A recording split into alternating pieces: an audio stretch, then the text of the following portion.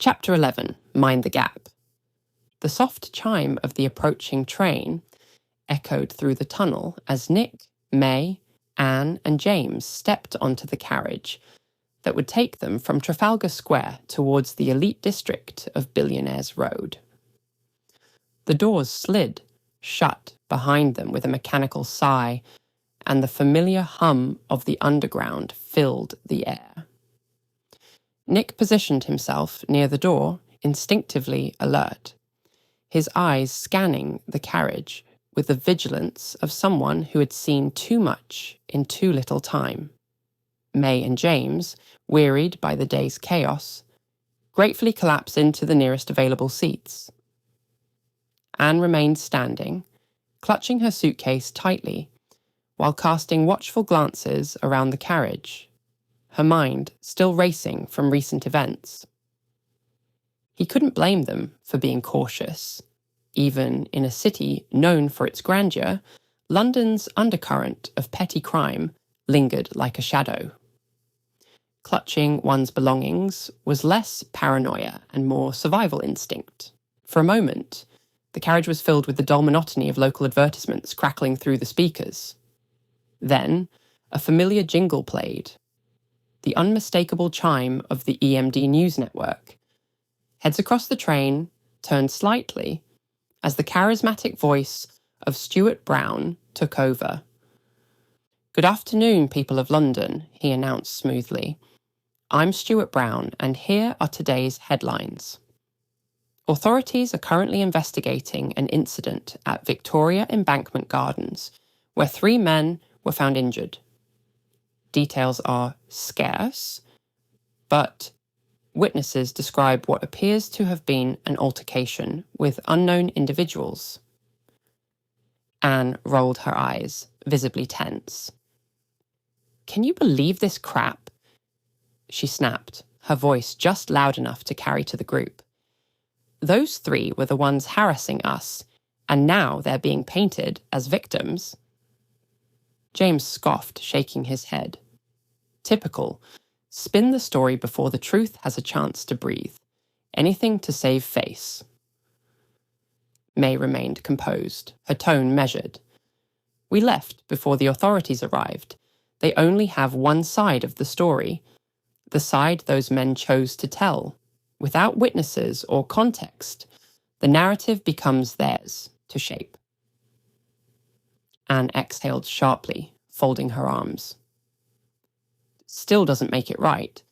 They don't deserve sympathy. Not after what they tried to do." Nick stayed quiet, his expression unreadable as he watched the city flash by through the small window beside the door.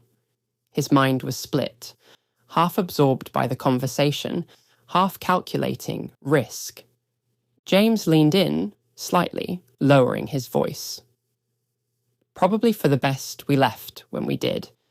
The last thing we need is the police poking around and asking questions, especially with Leonard still active in the city."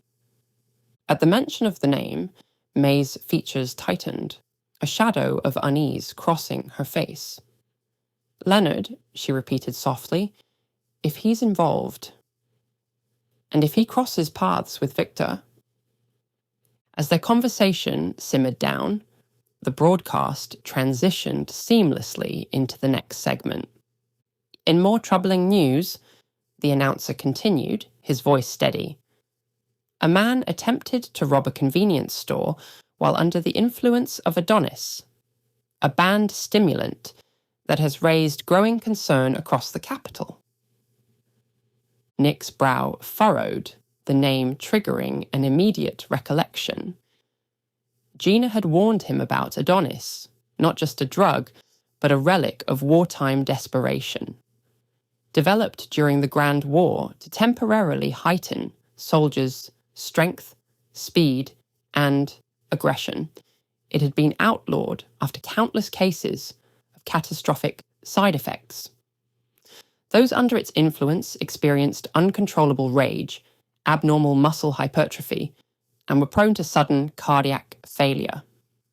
Now, it was resurfacing in the slum district, illegally manufactured and trafficked by desperate dealers and ruthless gangs. He could still remember Gina's voice, firm and urgent. If you see anyone with Adonis symptoms, distorted veins, erratic behaviour, eyes blown wide, get out of there. It's not a fight you want. The train continued to rattle along the tracks, but Nick found a small measure of relief as the next report offered something lighter. In entertainment news, the announcer said brightly, the alt-rock band The Orphans will be playing live in London this February at the Scala Club.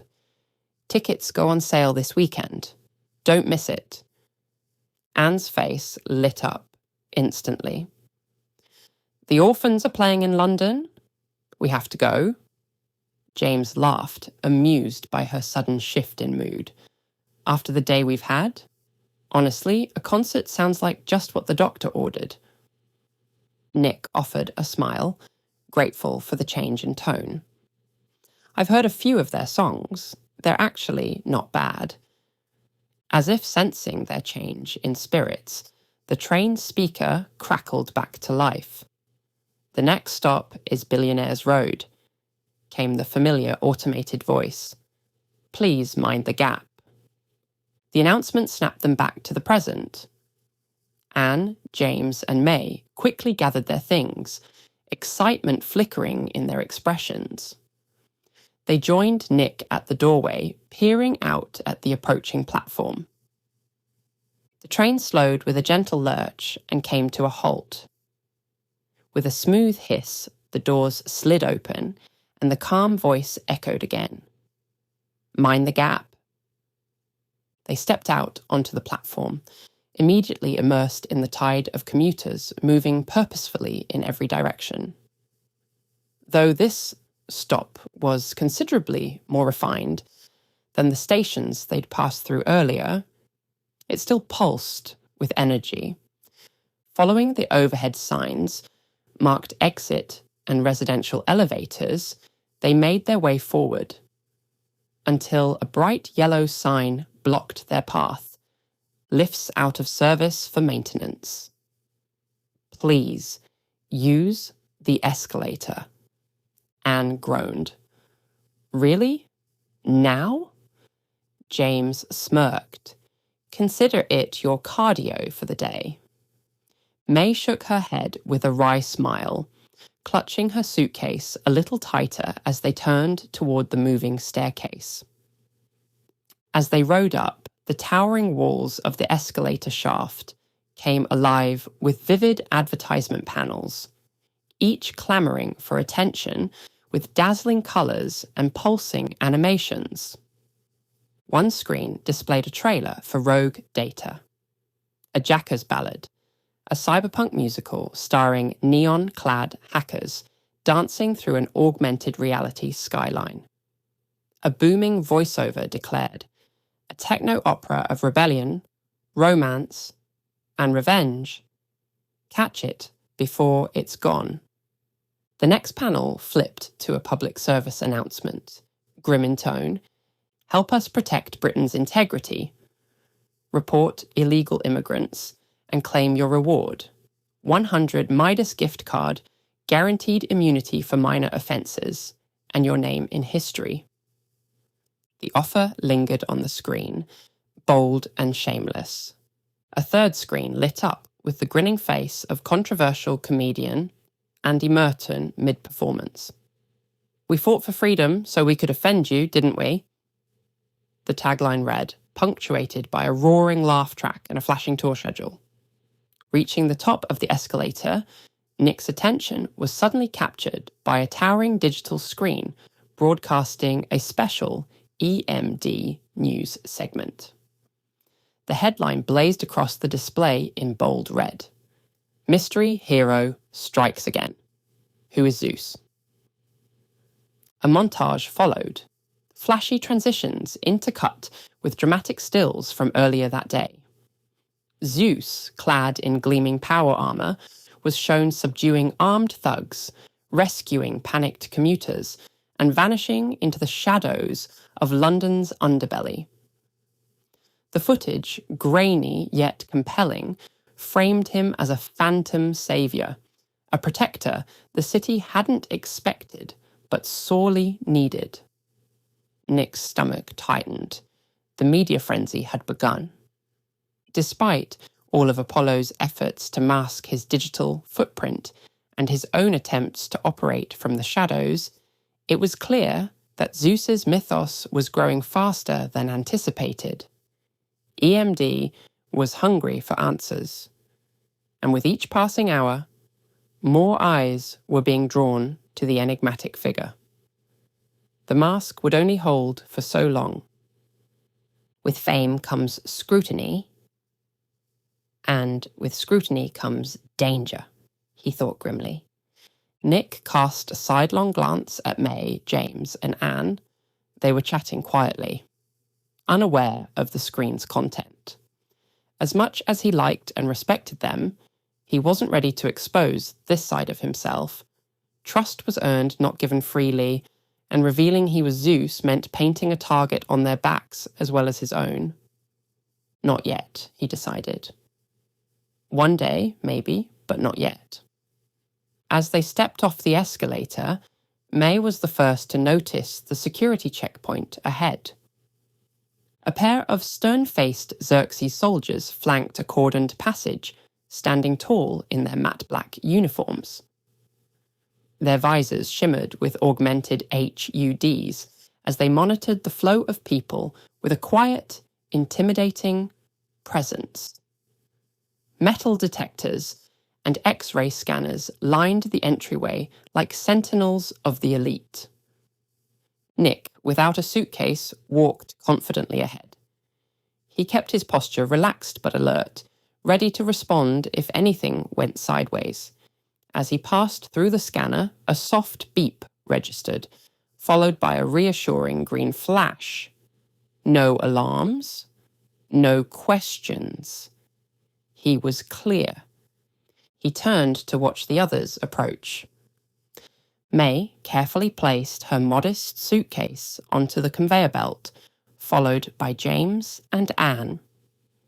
Each bag was scanned meticulously by the automated system, while the soldiers watched the screens with robotic focus, searching for anything that might pose a threat to the wealthiest enclave in London. The trio moved through the detectors one at a time. First James, then Anne, and finally May. No red lights, no interruptions. Nick's shoulders eased slightly as they rejoined him on the other side of the checkpoint. They shared a few quiet glances. Mutual, unspoken relief written plainly across their faces. For all their differences in that moment, they were simply four people grateful for a quiet passage through a potentially volatile checkpoint. They ascended the final flight of polished steps, the sleek marble gleaming beneath their feet. And then, like stepping through a portal, they emerged into the surreal splendor of Billionaires Road. As they stepped out onto the street, Anne and James were momentarily lost for words, their breath stolen by the sheer spectacle before them. The avenue stretched like a living gallery of architectural ambition, where each mansion stood as a testament to personal wealth and design eccentricity. No two homes were alike. Some flaunted sleek modern minimalism, glass-fronted marvels with bold geometry and open-plan luxury, while others echoed the grandeur of French chateaux, complete with ornate facades, wrought iron balconies, and whimsical turrets that pierced the skyline. Grand neoclassical estates proudly displayed towering marble columns, their symmetry invoking a sense of imperial legacy. A few embraced meditative zen, with wide courtyards, tranquil koi ponds, and entire facades that blurred the boundary between nature and architecture. Vertical gardens, cascading water features, and calming stone paths completed the illusion of seamless indoor-outdoor living. Wow, "I've never seen anything like this," James said. His voice hushed, eyes wide as they passed a sculpted topiary shaped like a galloping stag. "It's like walking through a dream," Anne murmured beside him, her eyes scanning the horizon of luxury. "How do people live like this every day?" Each mansion was encased behind imposing gates, reinforced with biometric locks and surveillance towers. Discreet but ever watchful security drones hovered overhead, and armed guards stood at key junctions, figures of silent authority in bespoke uniforms, exuding calm control. Behind high hedges and pristine landscaping, the world was hushed. It was an enclave of power disguised as paradise. As they continued down the immaculate pavement, following Nick towards his uncle's manor, May trailed a few steps behind, lost in her thoughts. The air was rich with nostalgia. Whispers of her childhood in Tianjin, where carefully manicured estates and serene spaces were once the backdrop of her youth. The symmetry, the peace, the affluence, it all stirred something familiar, but also something uneasy. She watched as James and Anne marveled at the display of opulence, and though she understood their awe, she felt a lingering disquiet. Tranquility like this came at a cost. The gates didn't just keep danger out, they kept reality at bay. Beyond these fortified streets, London was a city teeming with unrest, complexity, and stories that weren't told from behind glass walls. "This place is beautiful," May finally said, her voice contemplative, eyes sweeping the towering facades. "But I can't help wondering, how sheltered is it from the rest of the world? Is this really the life you want?" "Nick?" Nick offered a calm smile, unfazed. "Honestly, I don't plan to stay here forever. I'm only staying at my uncle's while things with the Black Death settle down. Once it's safe, I'll move on." Anne glanced at him, concern playing across her face. "Will your uncle be okay with us staying there, though?" Nick waved a hand dismissively. "Relax. William's not even around. He's constantly travelling for Midas Industries. Being the CEO of Europe's largest tech conglomerate doesn't leave much room for sitting at home." James raised an eyebrow. His curiosity piqued. "Where is he now?" Nick shrugged, his expression tinged with mild frustration. "No idea. His location's kept confidential, even from me. It's a security protocol. Midas has a lot of enemies." May listened in silence, observing Nick closely. His answers were honest, but what struck her was the underlying tone. A strange mix of admiration and detachment. The idea of living in constant motion, under strict protection, answerable to no one, but haunted by shadowy threats. It sounded less like freedom and more like exile wrapped in gold. Though she said nothing aloud, May couldn't help but feel a pang of sympathy for William Stenhouse. For all his wealth and influence, she suspected that his life was a lonely one. Achievement had its price, and sometimes that price was paid in relationships, in time, and in silence.